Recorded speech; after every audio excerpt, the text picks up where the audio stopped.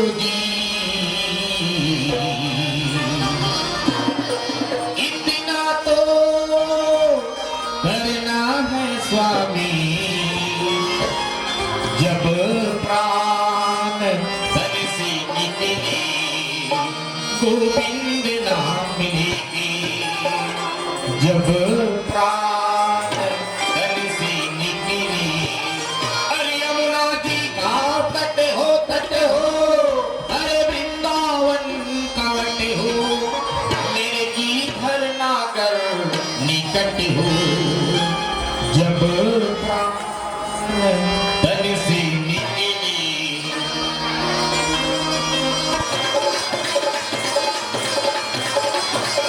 जोरदार तालियां हो जाए हमारे विद्यार्थियों के लिए। बहुत शानदार और गजब की प्रस्तुति, क्या बात है, बहुत सुंदर।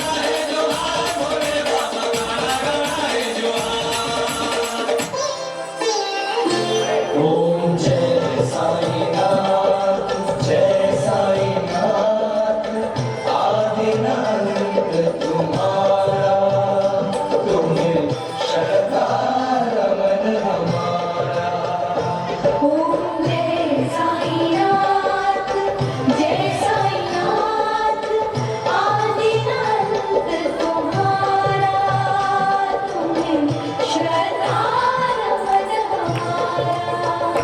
धरती पर रह कर प्रभु तुमने कर अंबर तक विस्तारा।